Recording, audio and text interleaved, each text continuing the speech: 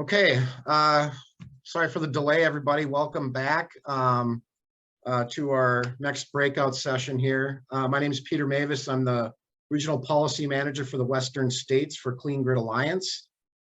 This is the Clean Energy Build-Out Power Mapping the Future Workforce panel. A few housekeeping items before we get started. First, I'd like to thank National Grid for sponsoring this breakout session. All the attendees are muted, and please use the chat function as you have throughout the day. And I'm actually very interested in getting kind of feedback from the audience on some of the discussion we're going to have today. And then we'll try to do our best to get to most of those questions if we can. I encourage you to go to the speakers page on the website to get a good look at the bios of the folks that are on this panel today. And before I introduce our panelists, I kind of want to just frame this discussion a little bit. I've been with Clean Grid for 4 years now, and one of the first big meetings I went to was a luncheon with some labor folks, and just the early stages of trying to build that relationship between Clean Grid Alliance and the organized labor industry in Minnesota. And from my experience, in the first kind of 15 years of renewable energy build out, at least in the region that I work in, the thought about who's building these projects and these considerations around workforce just didn't seem to be part of the discussion. It was most about policy to advance mandates to get stuff built and all the other legislative and regulatory hurdles to get this stuff moving. But I think when you fast forward now, we've seen that there's a very large emphasis on workforce, and that comes in many different ways. It can come in the form of, everybody approaches workforce in a different way. It can come in the form of the construction trades and how they're sort of part of this process. It can be this discussion about the use of local labor on construction or O&M. There's a lot of discussion about diversity and how to diversify the workforce across these spectrums. You have the manufacturing sector, you have other supply chains, you have the legacy power plant workers, you have the O&M folks, you have the pipeline through the trades and tech organizations for the next and up and coming high skilled workers that are going to help with this transition.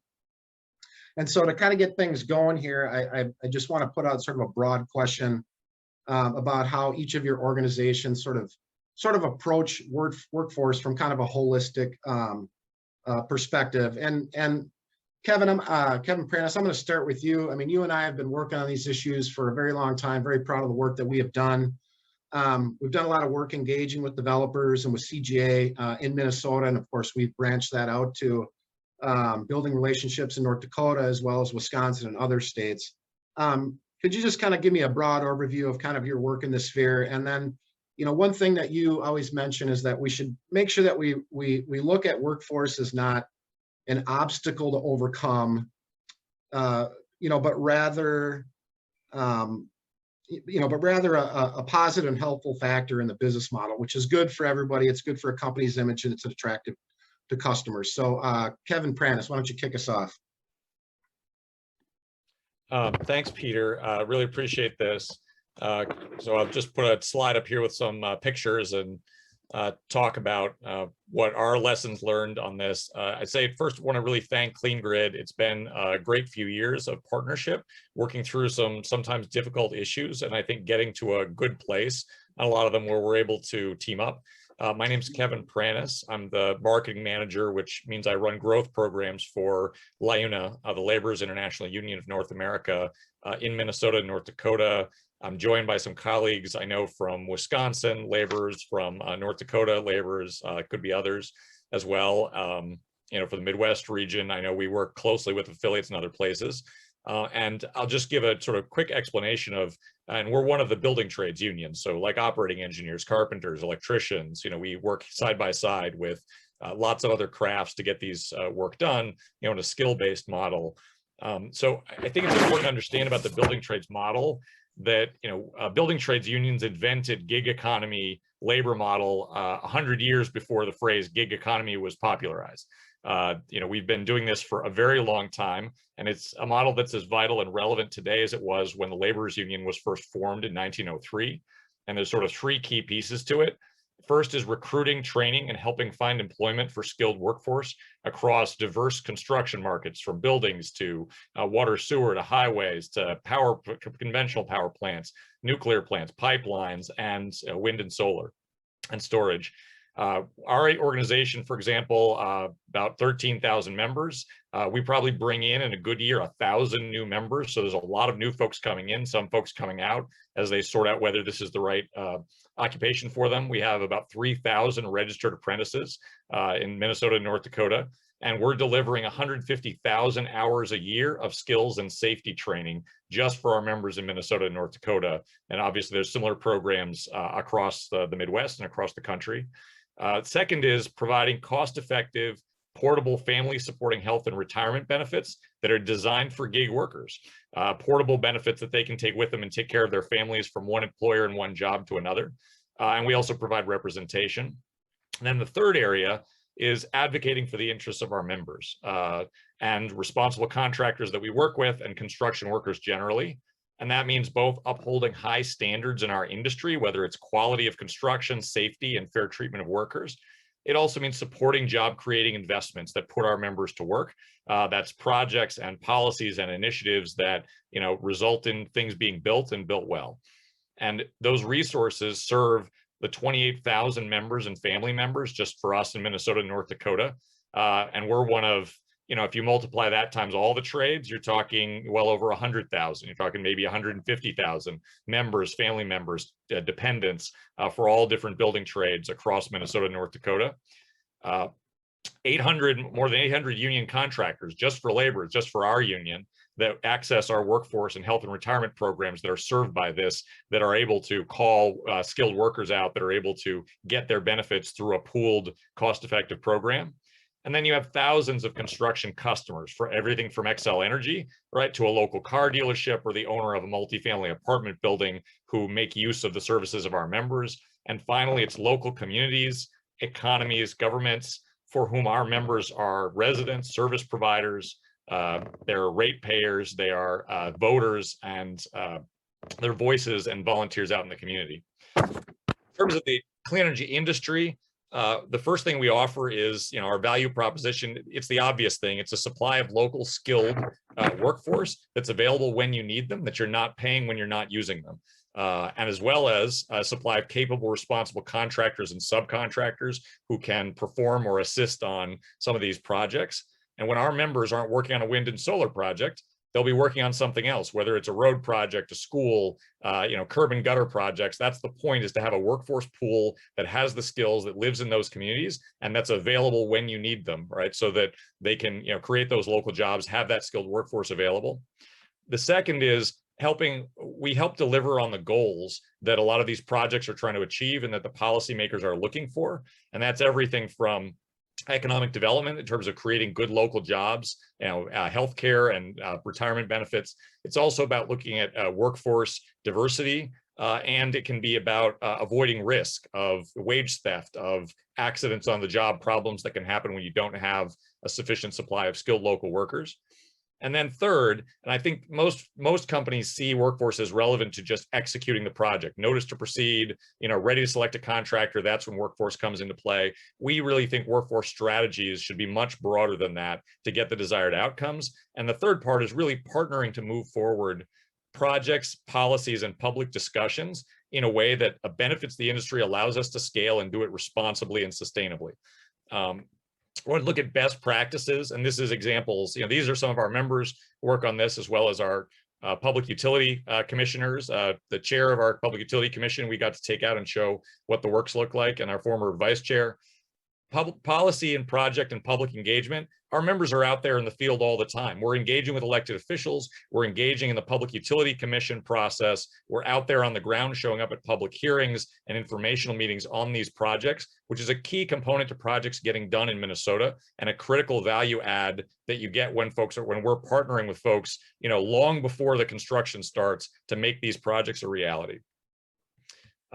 We want to look at best practices that we really support and encourage. And these are best practices that are being picked up by much larger actors. So Ceres recently put out a great report on practices for just, equitable, and sustainable development of clean energy that focuses a lot on workforce. Salesforce incorporated a lot of that same content in their report on sustainability and best practices for clean energy. A couple of those things: engaging labor stakeholders early and seriously in that process to get all the benefits and make sure you work through questions and that workforce is available. It's about focusing on local jobs. We've seen a significant issue where the reliance on non-local workforce seriously undercut both the benefits and support for local jobs. A lot of out-of-state license plates sort of gave people a bad taste in their mouths in some of these communities. And we've seen that really change. We were able to prove in Minnesota that that wasn't a necessary condition, that we went from under 20% local workforce to 60 to 70% local workforce within a couple of years within the same markets. And it was fully achievable and didn't slow development. And we've got sort of regulatory engagement. The other piece I'd say is just transitions. The jobs in clean energy, our view is, should be as good and as available to local workers as conventional energy jobs. That's what we have to be selling. We cannot be selling people on a clean energy transition that results in fewer lower paid jobs that are less available to local workers, because that's simply not attractive and we're not going to move at the scale we need. And then last, I think it's really important to not cut corners around this. Even given financial pressures, we got to figure out how to solve those without cutting corners. And I would specifically highlight the use of temp labor, which we are very concerned about, both from a job quality perspective, but also from a safety perspective. The two worst fatalities in the wind industry over the past years both involved temp workers who died for no reason at all, because of, partly we think because of lack of training and a lack of adequate safety measures. And there's no need for temp labor to be used in that. So that's sort of an overview. We've had a great experience working with developers and putting workers to work. A lot of our other affiliates have all the same capabilities and are doing the same, and look forward to working with folks that are on this webinar and answering questions. Thanks, Kevin. I appreciate that. Just a couple of comments. I mean, there's been some, the theme of this is partnerships build power. That's the theme of our conference. And, I had my legislative panel this morning. I was just part of the land use panel. And one of the couple things that we'll get into in a little bit here. One is this public acceptance piece, that renewable energy projects is vitally important. And this can come in many different ways. And one of them is going to be, around, the workers that are working on these projects. And the other piece too, which was brought up in the legislative hearing discussion, which you mentioned, Kevin, was, you think of all these legacy power plant workers and this idea that, oh, it's going to be a perfect transition and we're just going to transfer these people into the clean energy sector. And it's just not that simple. And there's a lot to be thought about there. So I'm hoping we can kind of talk a little bit more about that within the hour. A little more other housekeeping. I really jumped ahead of myself. I apologize, Kevin, you already introduced yourself, but my other two panelists with us today is Kim Randolph. Kim is the Vice President for Energy Supply Projects with Xcel Energy. Kim, thanks for being here. And then Kevin Lee. Kevin is the State Energy Policy Director for the Blue Green Alliance. Kevin, thanks also for being here. To transition and kind of frame up that same question, Kim, I'm going to go to you. At Xcel Energy, you're responsible for the engineering construction teams for energy supply across the company's multi-state diverse portfolio of over 80 generation facilities. Just tell us a little bit about your role with Xcel Energy and how you approach workforce from a utility perspective. Yeah, thank you. I'm so glad to be here. So yes, I'm in the projects group, and that basically means my team, we're responsible for engineering and construction of capital projects across the energy supply fleet. So whether that is a coal plant or a gas plant or a hydro plant or a wind plant, so any capital work, something as small as installing a new pump or something as large as installing a new wind farm. So that would involve the team that I'm on. And it's all to the mission of Xcel Energy of providing safe, reliable, and affordable electricity for our customers. So I really love the lead in. I'm glad you started with Kevin, because that was great. I just love everything that he said, because for Xcel Energy to do that mission, we can't do it without a skilled workforce, right? We have to deliver these projects safely, quality work, and also at the same time provide rewarding opportunities for the communities that we serve, whether it be not just the energy, but also for jobs and careers and revenue in terms of investments in our community. So all of that is important, and we have a lot of work lined up in Minnesota for Xcel Energy. Kevin knows that we are extremely busy. So for example, the utilities back in May of 2020, I'm sorry, not the utilities, the Minnesota Public Utilities Commission back in May of 2020, they made a call for regulated utilities to bring forth investments that may assist with Minnesota's economic recovery from the pandemic.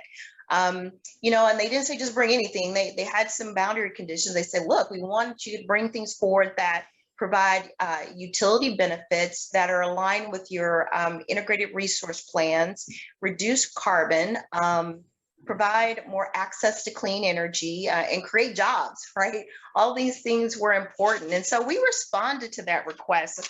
We responded with we proposed around $3 billion of investments of work that we could bring forward that could spur about 5,000 jobs over 5 years. So I got to tell you, we're extremely invested in not just the success that we need for our customers, but our communities, and that involves skilled workers.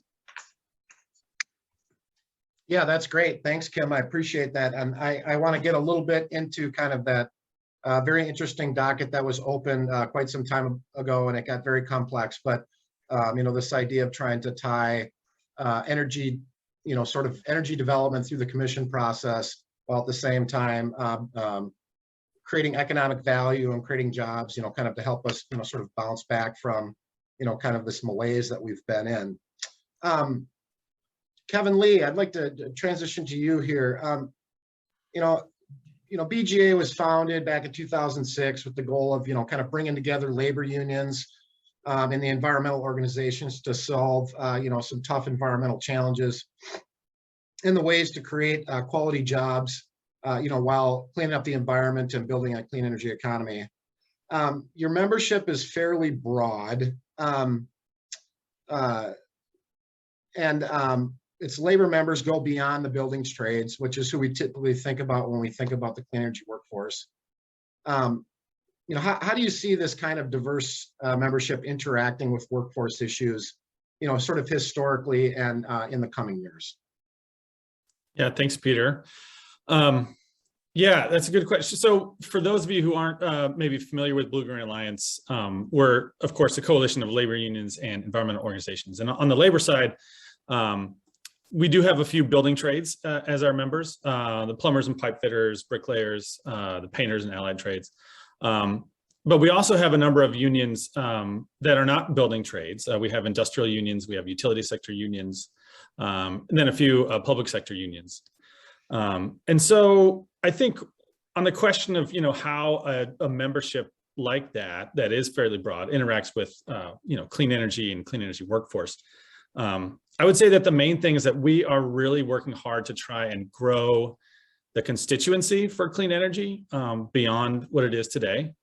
I think there's a fairly strong argument to be made that the constituency that exists right now, has a core of utilities, clean energy developers, labor, and folks that kind of consider themselves climate champions, right? And I think my concern is that constituency can sometimes be a bit limited. And the reason why I think that is because, so on the environmental side of our coalition, we do a ton of work around modeling how you achieve really deep carbon reductions across the economy. And what we see is that there's this really large gap between what we're building now and what needs to be built. So, basically, if we want a grid that's somewhere between 90 and 100% clean over the next, coming decades, we need to be building about twice as much as we build right now. And in the end, we're talking about installing as much capacity as exists on the grid right now in total. So it's an amazingly big project. And I mean, when I look at that, I mean, it's daunting, but I think more specifically, some of the challenges that do kind of keep me up at night are around how we are going to site that many projects, and how, particularly for transmission, which I'm sure everyone here knows is such a huge key for this build out, and one of the main technical challenges. And then the second thing is, you know, how we cope with the fact that this will mean some impacts on workers who work in both the coal and gas industry, and how we deal with those workforce issues there. And so, I mean, I don't want to take up too much time, but basically I think about this through a bit of a political lens. And by that, I don't mean partisan politics. I mean, what does it take to get bills passed? What does it take to get clean energy projects in the ground, right? And what you need is you need constituencies, and you need ones that are large and that are active. The kind of ones that Mr. Pranis was talking about. You need folks that can go to bat for you, whether it's, you know, a bill or a project. And I think that what happens a little bit too often is that, you know, local communities don't necessarily see clean energy projects as a benefit to them. And in that type of environment, you can breed a lot of local opposition that can sort of fester and grow. It feeds on this resentment, right? We see this in California, one of the, you know, leaders in clean energy, but we're seeing counties banning utility scale solar, banning wind, restricting it. And so actually finding these sites is beginning to be, you know, possibly the predominant challenge in California. And I think that there's a couple ways that we think about to change that dynamic. I think it starts with changes around the construction jobs, all the work that LIUNA is doing and others in the building trades. But I don't think it can end there. I think we have to be thinking about things like domestic manufacturing and utility jobs and how they fit into this picture. So for us, that means things like prioritizing domestic content for clean energy projects. And of course, all the work we do on workers that are displaced in this transition. And I mean, I guess the thing that I'll close with is, like, I don't think that this has to mean that you need a solar panel manufacturing plant in every place where you want to site utility scale solar, right? That's not what I'm talking about. But what I am talking about is when a clean energy project comes to town, I think it makes a real big difference when you can say that your neighbors are the ones building it.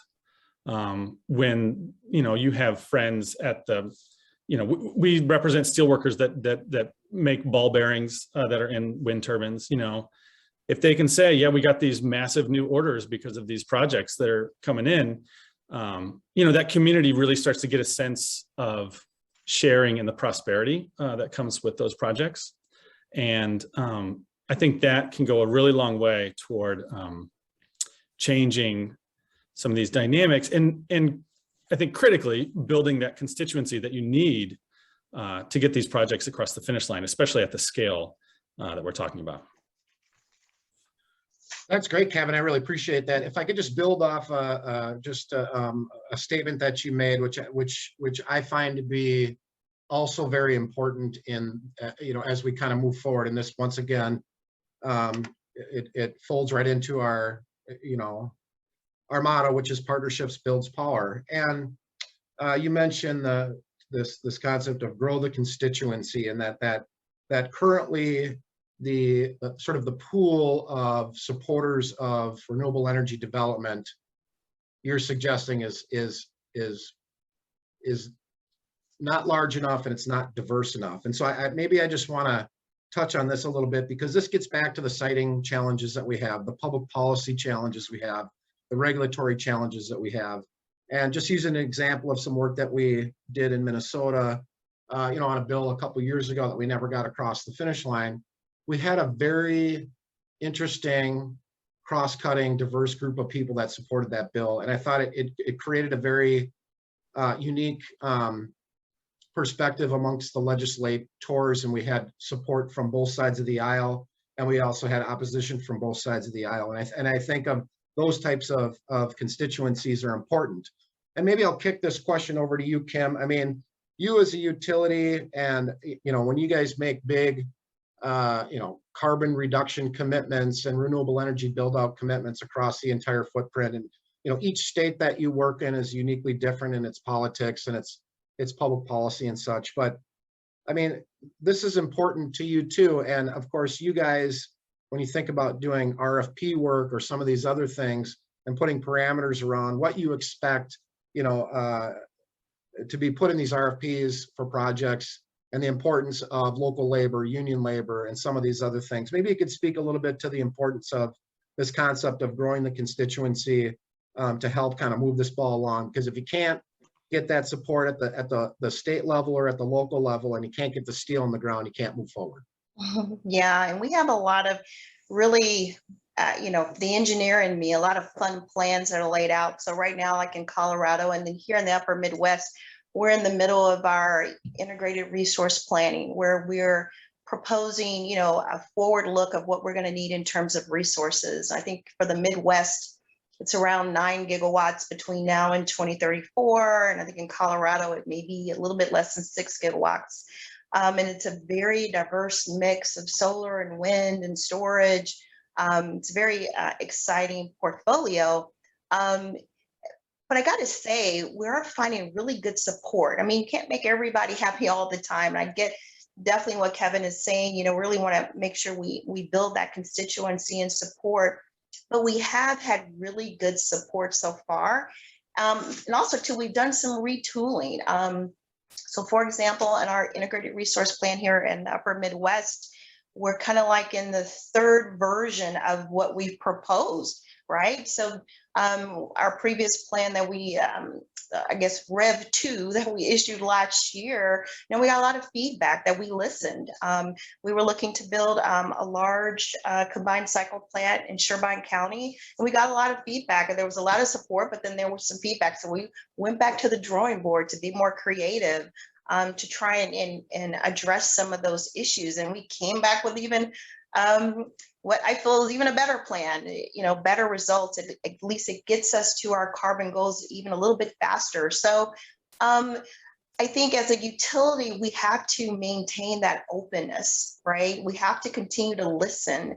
We have to be open and willing to go back to the drawing board and try again. And the same thing applies as we think about, ever since the summer of 2020, with what all happened here in Minnesota with the killing of George Floyd, we all as companies, I think by the end of that year, of the Fortune 1000 companies, I think they committed like $66 million to doing more about diversity and representation. And so I think we're all feeling that, right? It's a time where we need to start making not modest gains, but actually start setting goals, and let's get on with it, right? I think we all feel that urgency. So I can see now, even as we're working through our ERPs and our IRPs, and we're thinking about all these big projects, the conversation is really strong around what more are we going to do this time, right? How are we going to be better? How are we going to be more intentional to ensure that the economic opportunities that these investments are going to bring to the upper Midwest, that some of the underserved communities get to share in that as well. No, that's fantastic, Kim. And actually your example about the resource plan, and I didn't even think about that in sort of this grow the constituency, but I mean, just for clarity, we've been active in that resource plan too. And of course, it's the resource plan that never ends, but that's okay. But it has been very dynamic from the initial plan to the next plan until now this even more advanced plan that hopefully we can find some common ground around that. And around kind of the diversity and some of those other things. I'd like to get that into a minute, but I want to stick with this grow the constituency kind of concept. And Kevin Pranis, I mean, you very much understand the importance of building those coalitions and trying to bring those other parties into the fray to ensure that you're going to have success either at the local level or at the commission or at the legislature? And how do you, when you think about this, grow the constituency and diversify that support for this, how do you think about this? Well, I think lots of workers are positioned differently in respect to the energy transition. And so our members have worked for generations building and maintaining power plants.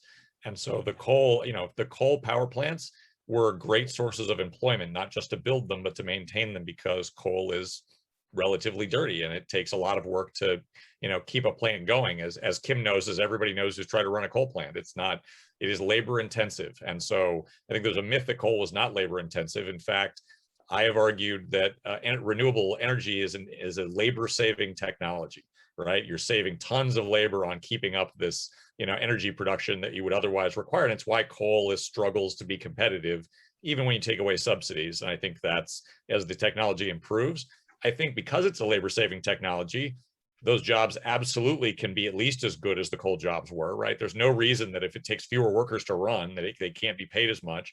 But I think it also means, your workers are looking at losses. Our members who worked in coal plants, right?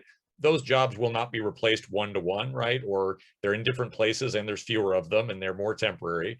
But construction workers, I think the attitude generally is we want to build what's available to build. And we used to do a lot of work on masonry walls, and now we do a lot of tilt-up panels, and that takes a lot less labor, but our members still do it. And so I think you have an opportunity with building trades to say, this isn't different work, and maybe it's going to be less work, and it's not all in the same places, but we're going to try to figure out how we make that available. I think where you run into the challenge is North Dakota is a great example. There are just very few blue collar workers in North Dakota who can say, I'm supporting my family building wind farms, right? Because there just hasn't been enough local content there. And so when the politics went upside down for the industry, there were not a lot of faces of blue. There were lots of faces of coal saying this is disastrous and you people are killing our economy.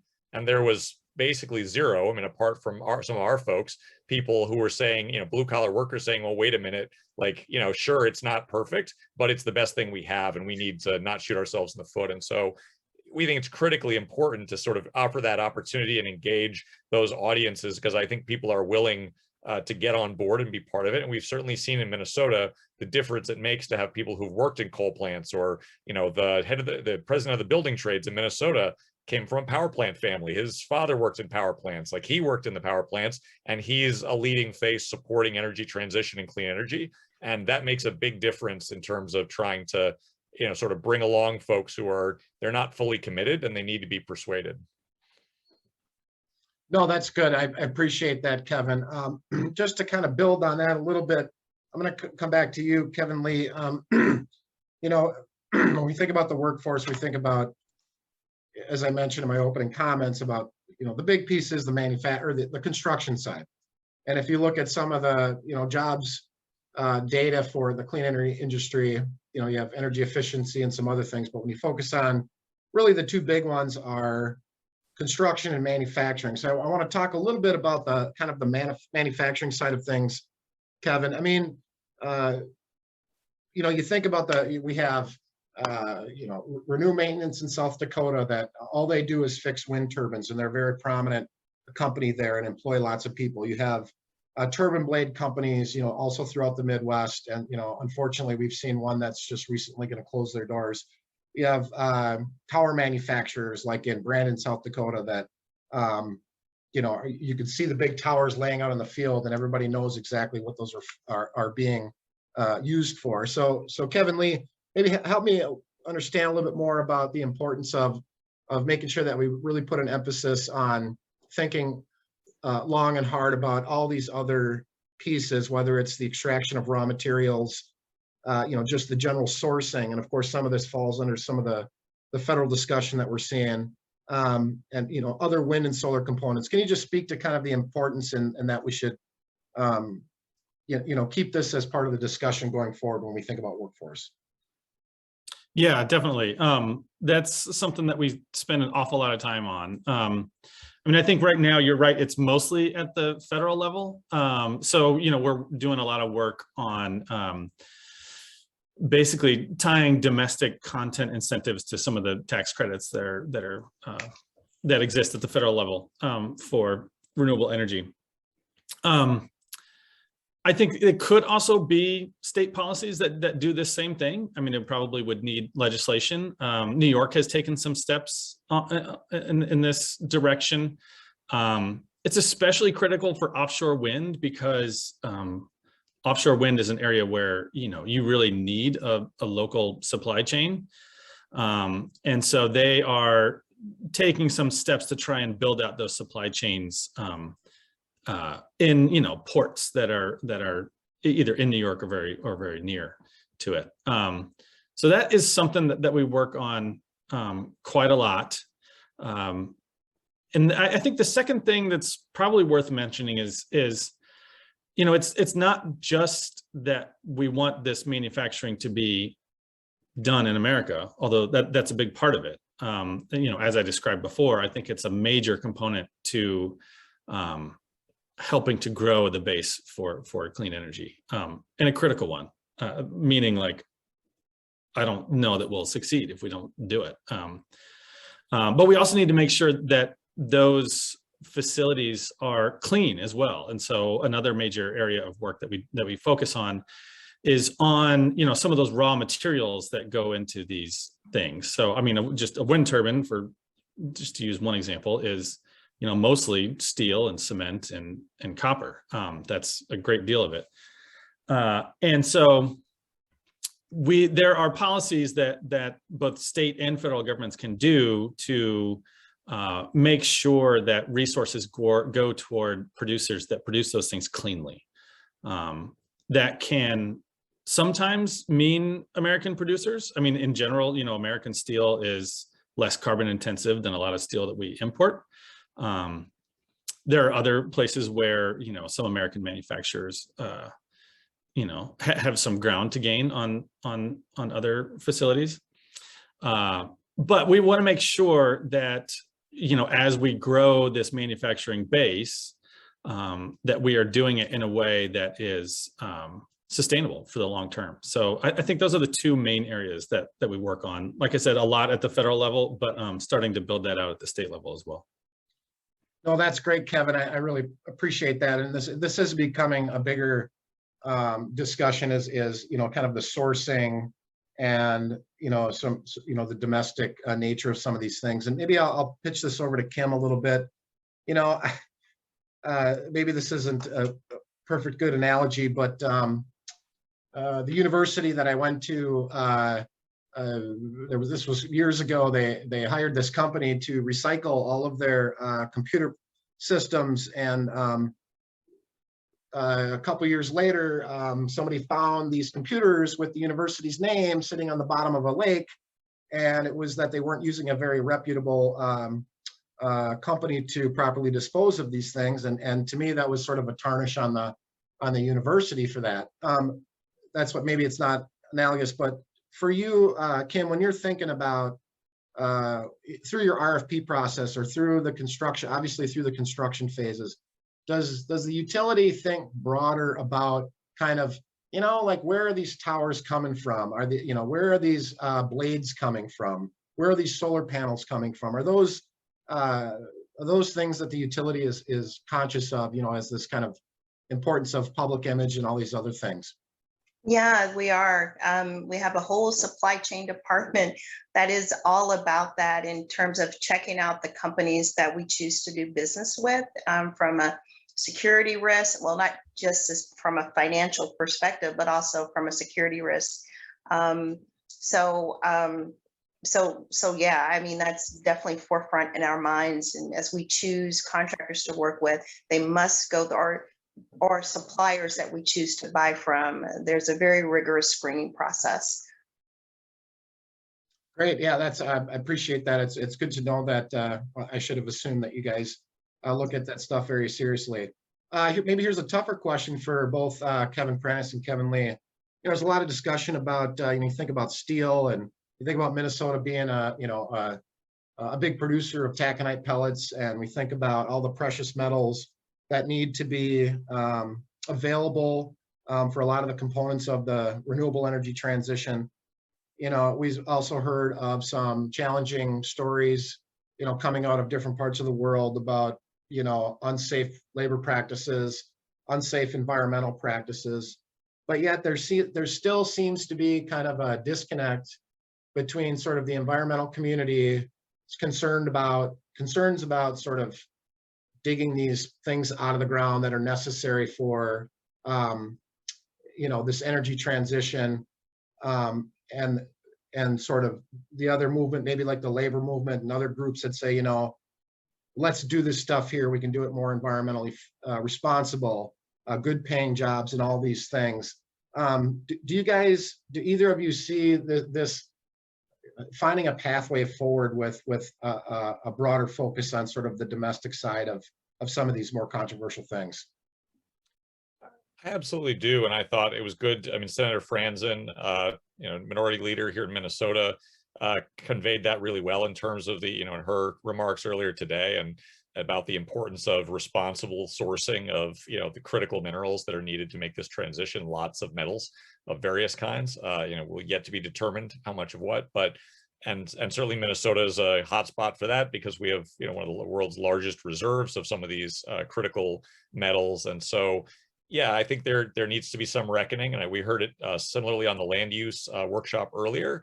There are environmental impacts no matter what we do, right? All of these decisions have environmental impacts, and our view is always we need to do this responsibly, right? It's not acceptable, we don't, and I think we really have to fight back against the sort of not in my backyard mentality. This is a problem for transmission. It's a problem for mining. It's a problem for siting, and will be increasingly for wind and solar.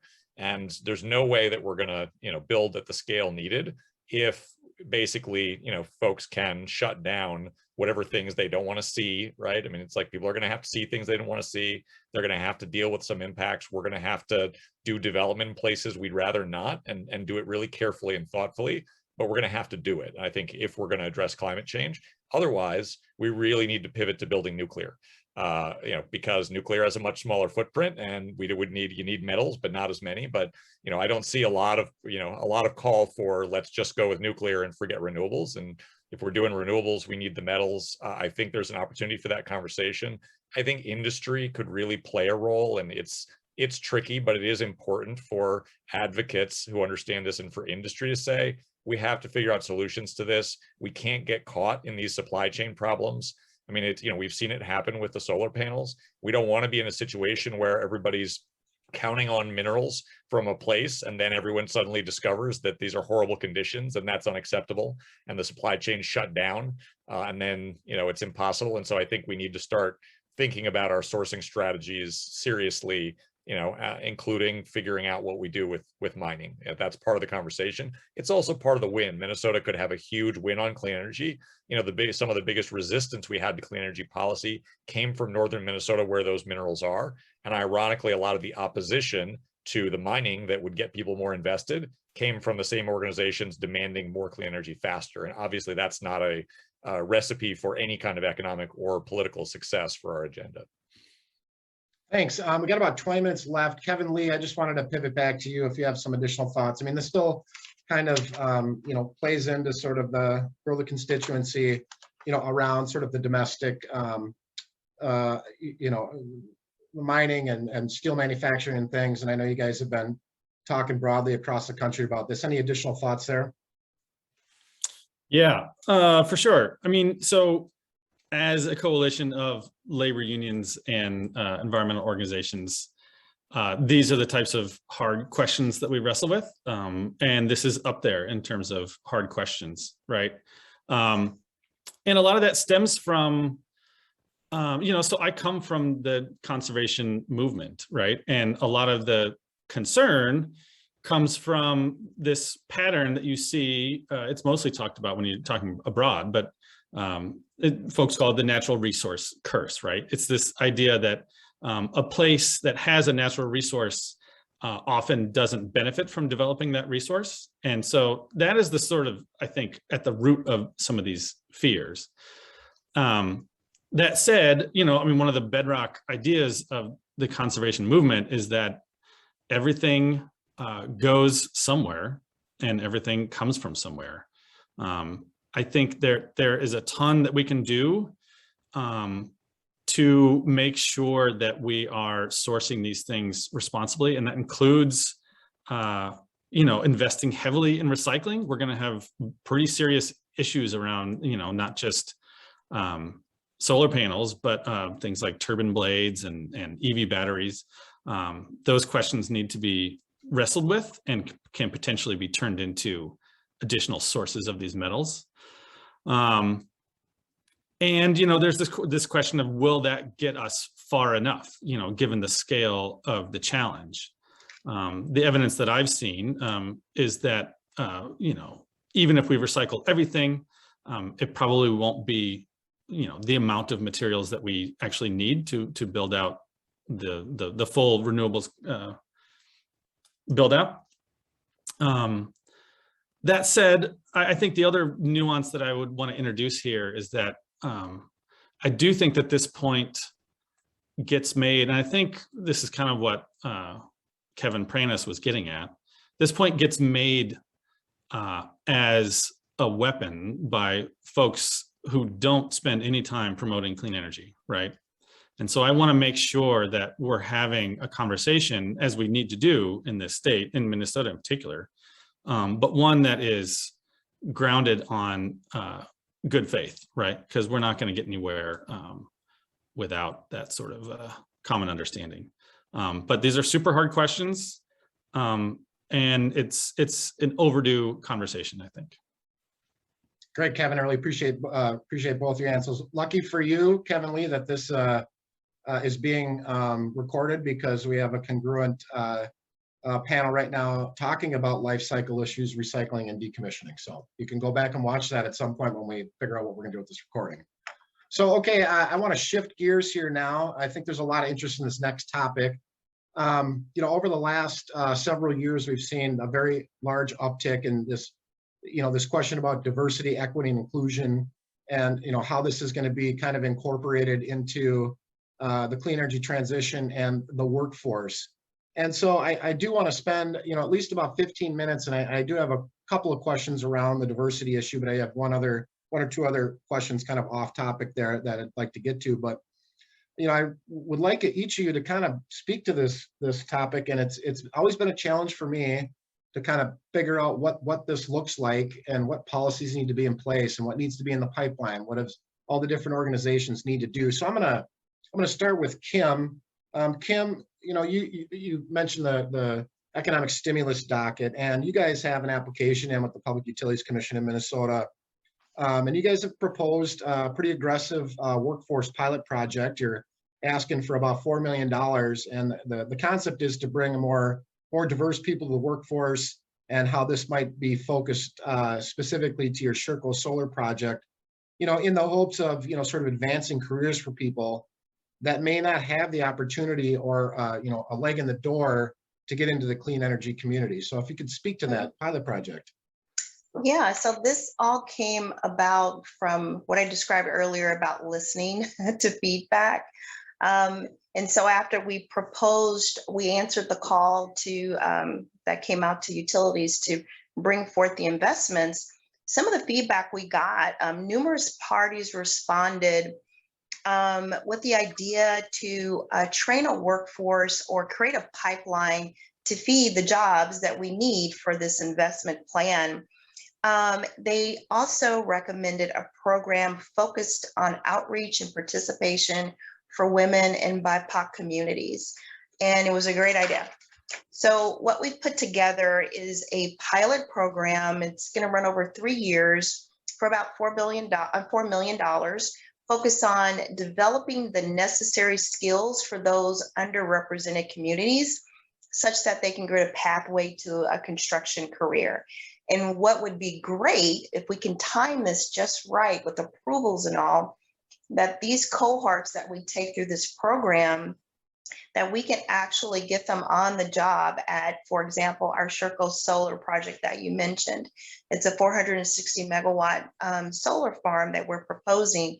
And if we get this proposed, it's going to be the largest in Minnesota. So it's going to be something that we can all be proud of. So what better project, what nicer project if we can get this cohort through to get them actually working on that project. So far it's, we've submitted it for approval for $4 million. It has like 3 components. There's one, the recruitment and the outreach, right? Finding the right people to put in, again, those underrepresented communities that we want to get better access to these jobs. There's also there's the training piece, right? And then third, there's the job placement. So the training piece is around competencies and giving them an overview of the construction industry, competency training on blueprint reading, building materials, construction math, hand tools, power tools, construction safety.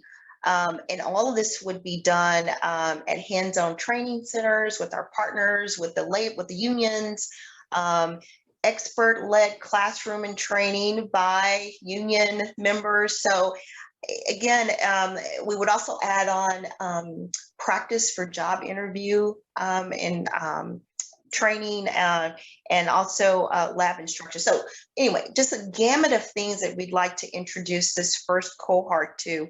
So, and then the goal is starting that pipeline. Now, so is this one pilot going to fix all of our problems in Minnesota? No, but I think it represents a collaboration that we need, that Excel and utilities need with the unions and with other partners in the community to come together and really start moving that needle and creating more opportunities for our underrepresented communities. So really excited about that. Another part of it is that, you know, again, not doing it alone. We're going to partner with DEED, so the Department of Employment and, I'm going to get that wrong, Employment and Economic Development. So they really have the experience and the capacity to help us, as they are the principal economic development agency. And they have that expertise to really convene all the right stakeholders that we need to help us use that $4 million in just the right way so that we can get the results that we're looking for.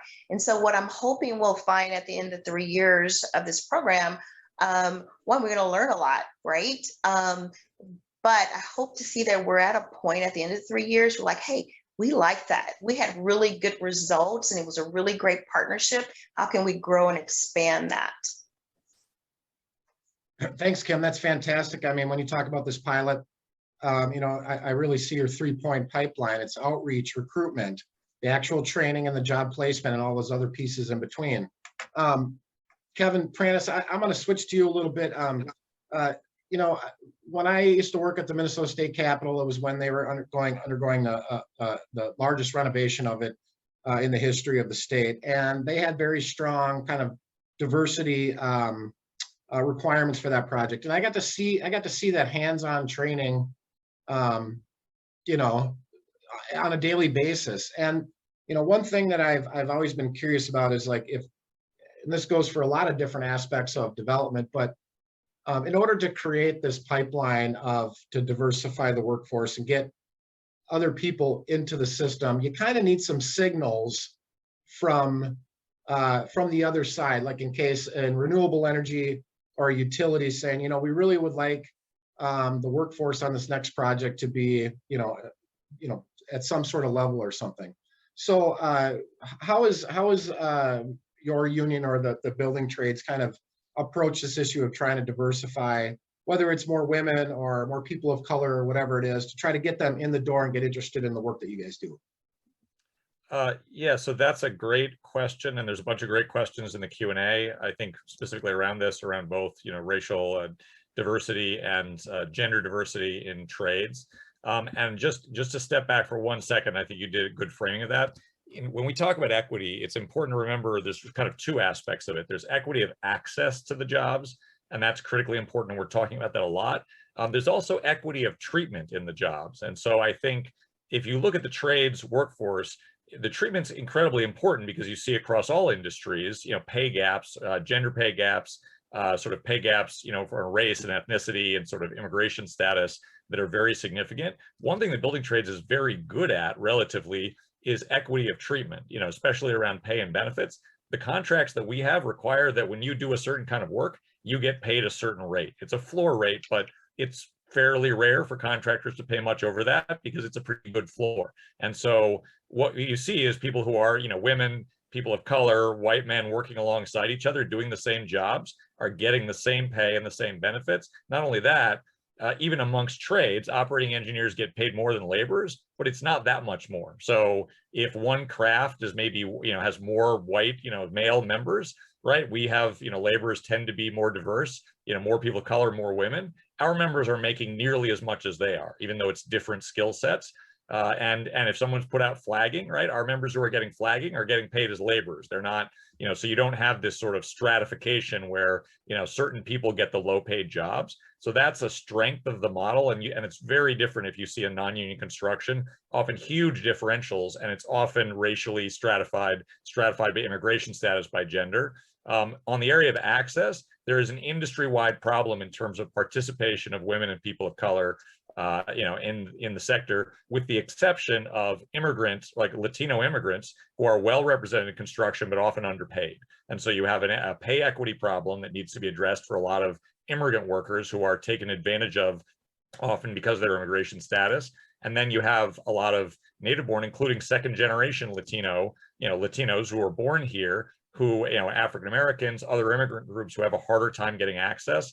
And partly because a lot of construction is really staffed on social networks, right? They're small companies. A lot of them are small companies. They operate with small crews. People hire, often people they know. And so there really needs to be a concerted effort to get more diverse workforce in, so that, because contractors often look to their own crew members. They ask their foreman, their crew members, do you know somebody, right? And so if you get more diverse, workforce in, then the people they know are more likely to be diverse, because people live with people like them. They go to church with people like them, right? That's the nature of the society where we live. And so that takes sustained effort. I think what Kim described, that program, is critically important. But in order for those initiatives to work, I think directly engaging labor, which Excel is doing, and we're excited about partnering because there's a lot we can do to help with that. But it has to be sustained, right? A one project thing where someone gets hired on for one project, if they don't get the skills that are needed to be highly employable when they leave, if no one else is sort of demanding, we also want a diverse workforce,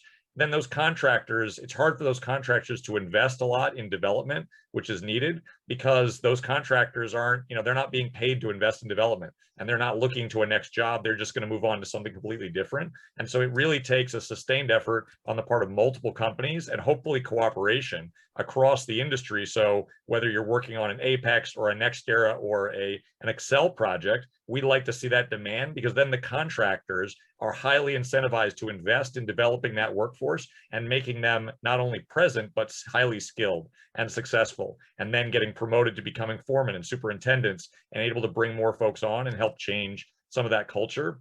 They also have to be willing to spend money, right? If we're basically saying we want you to be more diverse, but we're going to pick the lowest bidder, it's never going to work, because the lowest bidder isn't the one that's going to invest in developing that skilled workforce, which takes time and money and effort, right? And so you're sending a signal that says we want diversity, but we're not willing to pay for it.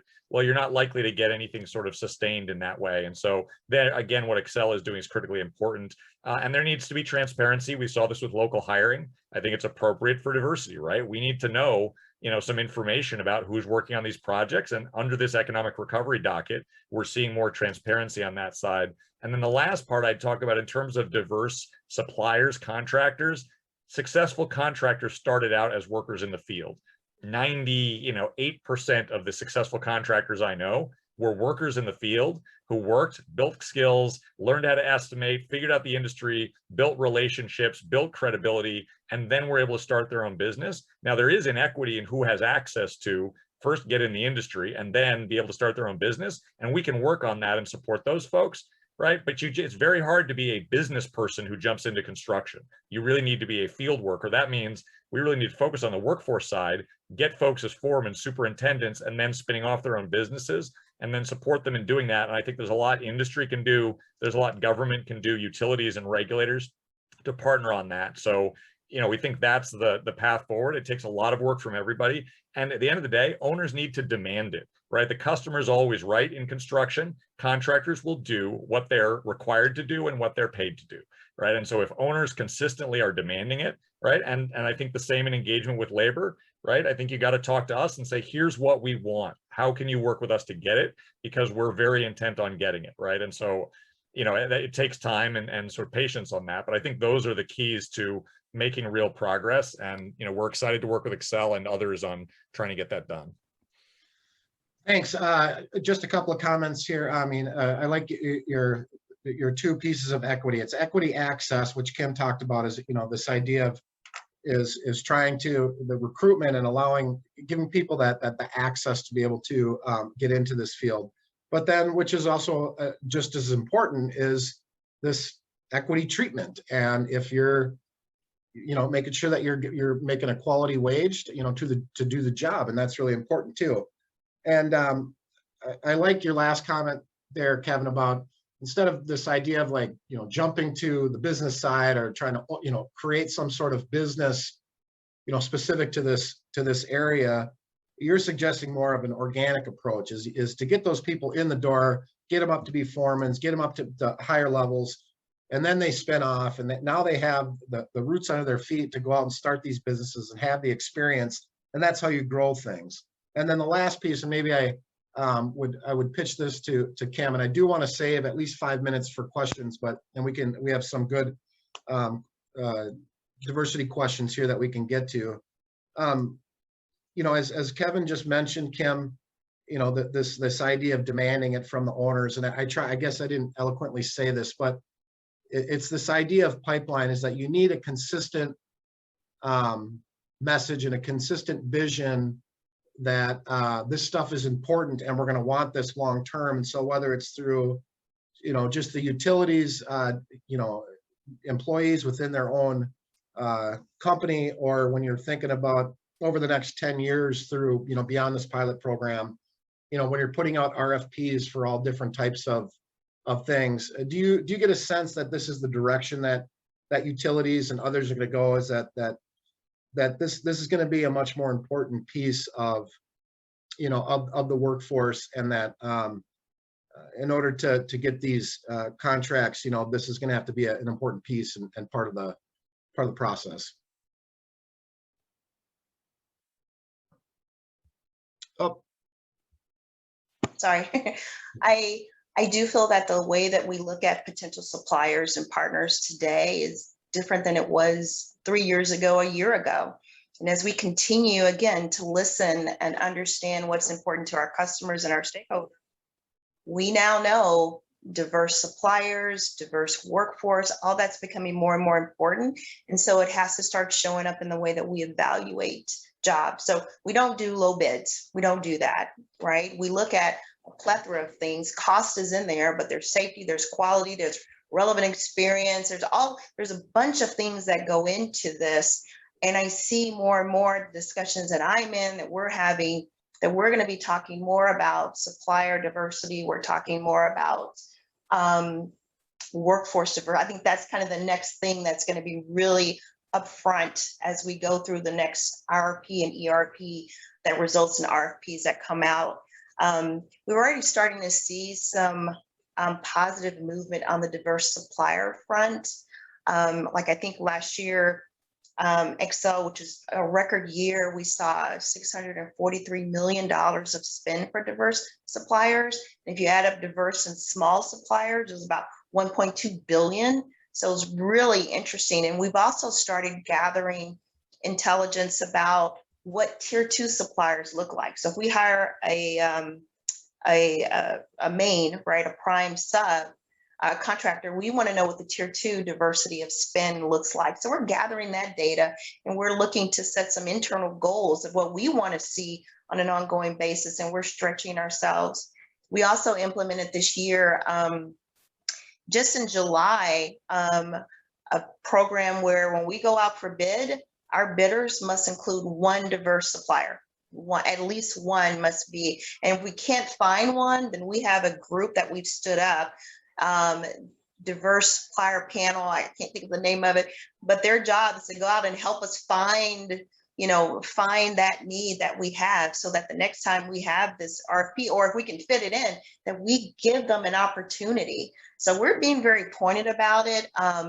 It's a journey, but I think when we come to evaluating bids from the competitive RFPs from what we have going on right now, I think it's going to be a step improvement from what we did a year ago, the year before. And we have to keep growing and learning and understanding what the desired results are, because if we keep measuring from, what looked good 3 years ago, we'll never move the needle. We'll never increase representation of underrepresented workers.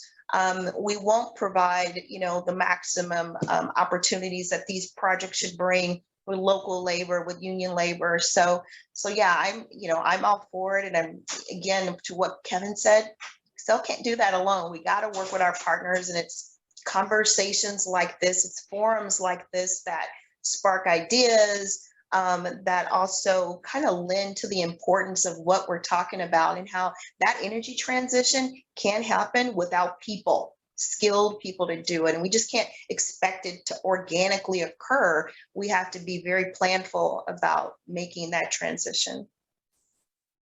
This is great. Partners. Kevin Lee, over the last couple of years, as the diversity, equity, inclusion discussion has kind of escalated in various state legislatures. I know my Eastern counterpart has experienced it over in Illinois. And of course, we've had a lot of discussions in Minnesota. It feels like a lot of our NGO colleagues have a very large interest in making sure that we have more diversity, more equity, more inclusion, and all these things. But I never get a sense that there's like real good kind of concrete steps to get there. And so I always struggle a little bit about, it's one thing to say that you want this stuff. It's another thing to say, okay, well, what are the policies or what are the things we need to put on the plate to do this? Could you maybe speak a little bit to your experience kind of in that realm? Yeah, sure. Well, I think the Illinois example is a really good one. We actually don't have, so BGA, we operate in a number of states. Illinois just doesn't happen to be one of them. But that is a really good example of some actually really breathtaking commitments to making improvements along these lines in the recent bill, the Clean and Equitable Jobs Act in Illinois. So that's worth looking at. One of the states where we are active and have worked on this issue in a lot of detail is Oregon. They passed a 100% clean bill there this summer. That was in large part, a coalition that had labor and environmental justice groups at its core. And so, but that bill, basically ties the state's clean energy goals and requires contractors building projects of a certain size in that state to demonstrate recruitment of women and people of color and people from disadvantaged communities. One thing that's, I think, pretty innovative there is to Kevin Pranis's point about equality of treatment. One of the things that I've only seen happen in Oregon is actually trying to get at this issue of like workplace harassment head on. And so that Oregon bill requires contractors to have policies and guidelines in place to address that issue. So those, I think, those are two of the main ones that I think about as having been sort of on the real leading edge of making policy that has, I think, the strongest chance of really moving the needle on this question. Yeah, thanks. And while my work is kind of specific to the utility scale side of things, there's so many other things locally that I'm just not privy to, like energy efficiency or rooftop solar installations, in the urban core and some of these other things. And I don't want to get into this because we're going to run out of time, but I've always and Kevin Pranis and I have talked about this challenge about utility scale development. These projects are built in rural America, and it's very hard to find sort of that same nexus or that pipeline of people to kind of move the needle on diversity.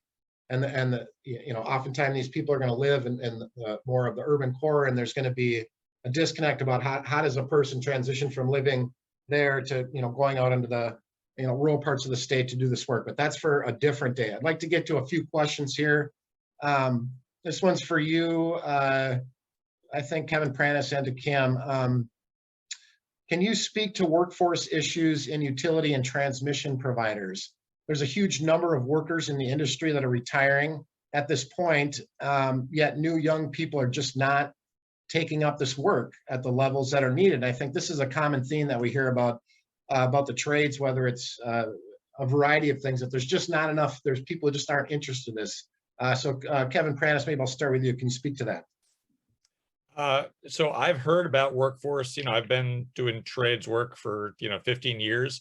I think I've heard about workforce cliffs every year, and we have yet to see a situation where we couldn't really build projects. That's not to say that, there aren't always challenges going out and recruiting people, but, at least on the sort of what we do for laborers and recruiting folks, we're bringing in lots of new folks. You need to look to different places. I mean, Minnesota used to be farm kids because they got up at 4 or 5 in the morning and worked hard all day, and they were natural for construction workers. There's a lot fewer farm kids now, and you have a very different population. You need to sort of contractors need to find other places to focus. But so I think there is interest. I think there was certainly some steering away from trade schools and others. Everyone should go to college. And I think there's been some reevaluation of that. Everyone should go to college because you can often make as much without carrying the debt, right? And for a lot of people, school wasn't, they didn't like sitting in a classroom. They wanted to work with their hands. And I think we've made the point that we're just as smart and have just as many skills. They're just different skills, in the trades. And so I think there's been a lot of success there, and we're certainly not seeing a retirement cliff right now. There's, particular areas where it's a challenge staffing, but ask the old timers, and that's nothing new. We've heard this story from, since Aristotle and Plato about the next generation doesn't want to work as hard and they're lazy and whatever. And, we're not really finding that. We're finding some cultural change. It's always a challenge to recruit, but no crisis. Kim, Yeah. I'll finish with you on this question. What do you see internally with Excel when you think about some of these, legacy people that have been working in this, in the power plant industry and transmission for years? Are you seeing a change, or are you seeing a trend of challenges with kind of refilling these positions? No, I agree with what Kevin said. I don't see a big cliff for the legacy workers. It's our desire to retain our skilled workforce into existing jobs or to the new clean air jobs that come as a part of the transition. But to what Kevin said, though, we just have to, or what we have been doing is using just new avenues, where you're looking for workers. You can't just go to the same old places you've always been. You got to be a little bit more creative. Also, into the pipeline, you have to start earlier, introducing jobs and constructions in the trades, even some of the professional jobs. Start younger, going to the high schools, talking to the counselors, bringing them to our plants for tours, working with Girl Scouts, Boy Scouts. So we just got to get a little bit more creative to make sure we keep an interest and desire to come into our fields. Excellent way to end it, Kim. We are out of time, folks. This has been a fantastic discussion. It just made me feel like we could have gone in so many other directions. I would have loved to have a panelist kind of on the tech school side, kind of talk about some of these, the up and coming workforce, and ensuring we have kind of the O&M side of this. It would have been, for some reason, were unable to secure our construction company. I'm not sure exactly what happened there, but it would have been great to get a perspective from large construction company about how they approach all these issues. But I really want to thank you, Kevin Lee, Kevin Pranis, and Kim Randolph, for the excellent discussion today. And before we go, we're going to be back in about 5 minutes for the closing plenary CEO panel, which is in studio, which will be very exciting and something to tune into. So with that, you three, thank you very much for your time today, and I look forward to working with you guys in the future. Thank you. Thanks. Bye-bye. Thanks all.